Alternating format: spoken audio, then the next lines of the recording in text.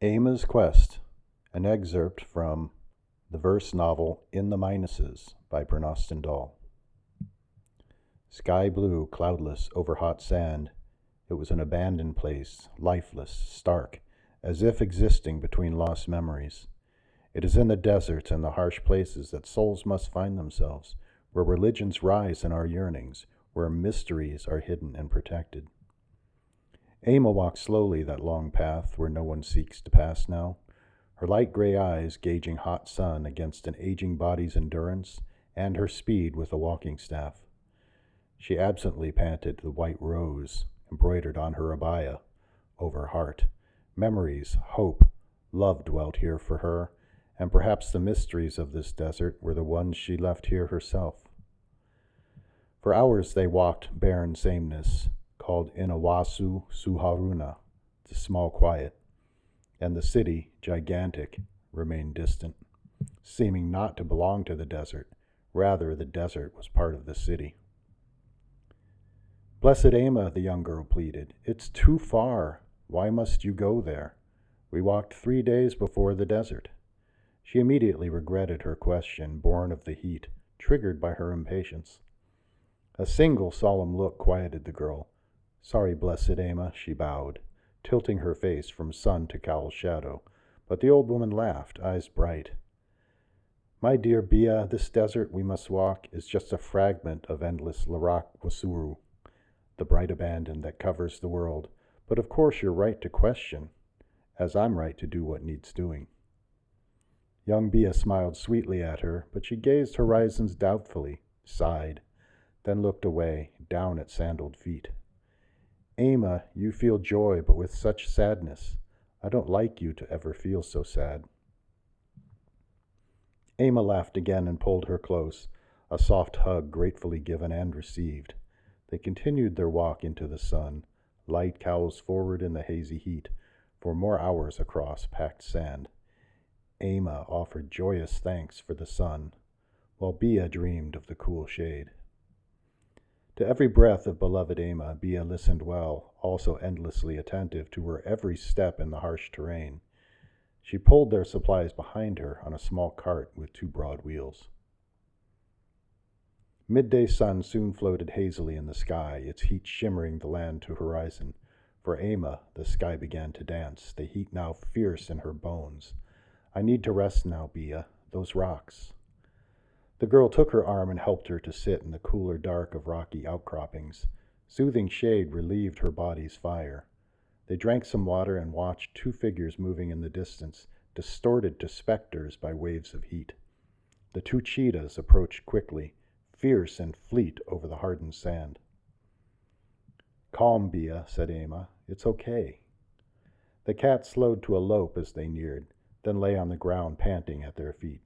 Tawny fur and black spots suited the desert, but dark streaks on cheeks seemed like tears. Bia could see these cats were happy, though. Give them some water, Bia, Aymma said, and the last of the ibi cakes they will like. You know they frighten me, blessed Aymma, and they should not be here without food or water, Bia complained, reaching into their supplies. She poured water from a bladder into a large bowl, and the cats rose to drink thirstily their fill. She tossed the ibi cakes to the ground near them. Aymma rubbed behind one resting cat's ear. You know Oso and Jekyll like to protect me and don't mind going hungry for a day. The powerful cats rose to rub against Aymma, pushing against her legs with their heads. But I did have you bring extra water for them. She scratched their necks while they purred. Bia pouted. That's why so much water. It's heavy, you know. She sighed deeply, and Aymma chuckled, making Bia giggle. 5 more hours. Let's go. Aymma stood, groaning softly at the stiffness of her legs, but resolved to step back into the sun. Oso and Jekyll chirped happily, running ahead, while Bia pulled her cart, watching carefully the perilous stones and a rut in Aymma's path. For many hours they approached the city, frequently stopping to water the cheetahs, to eat small rations of their fruits and nuts. The city appeared never to grow any closer. For much of the trek over hard-packed sand, its colossal dome was as vast as a mountain, glare of the sun bright on its dark surface. Otherworldly, alien it seemed in the quiet desert.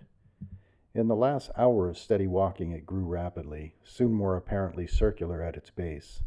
As they neared the city, its mile height completely obstructed a darkening eastern sky, until they stood next to its smooth darkness, a great curved wall extending for miles. Aymma was thoughtful and melancholy, and Bia mesmerized but terrified at the sight. Within, dimly through the blackened glass, they could see lights and gigantic structures. "I'm frightened, Aymma. What is this place?" Aymma comforted her silently, distracted, and she put one hand softly on the dome. Her memories were old, seeming yellowed, distant, and many more beautiful things had taken their place. For a moment the memories were only of fear. "Aymma, why are we here?" Bia asked. "Why haven't you told me for the past days?" Aymma's thoughts played subtly across her face: heartbreak, pain, joy, determination, then calm. "This is the ancient city of Keystone, Bia. I'm here to get help from an old friend. And such a quest shouldn't be discussed too early. There are delicate, precarious uncertainties. We are playing with time, or we will be." "Keystone," breathed Bia. She was afraid. The cheetahs came near, sniffing the dome, suspicious and unhappy with this unnatural thing. They looked to their Aymma to understand, and she crouched to pet the cheetahs gently. "Go home now, children. Tell them I'm safe." They sought her eyes just for a moment, deep ambers, softly searching her bright grays. They huffed to show their dissatisfaction, before starting the long run back to the west. Aymma and Bia circled to the shaded side, and Aymma dropped gingerly to the ground. The dome, perhaps once pristine and smooth, was now pitted and rough with smooth patches. "So people are here, blessed Aymma?" Bia asked. Aymma laughed. "Oh, no, no people now."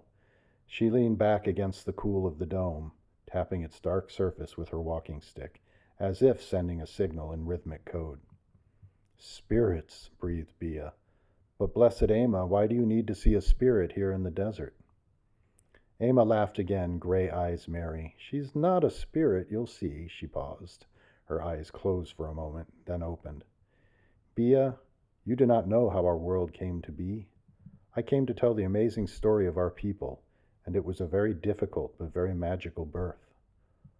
"Oh, Aymma, can I listen to your story too?" "Yes, child. That's why I brought you here."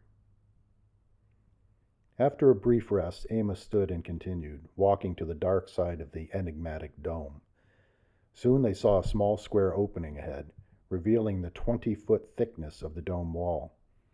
Aymma paused, almost falling in disbelief, lost in memories, chaotic and dreamlike. Tears came to her eyes, and she touched her rose as they stepped inside to the quiet coolness, to whirring, clicking sounds of machines and views of the great mysteries within. Giant buildings stood tall like monoliths, and most reached the soaring heights of the dome.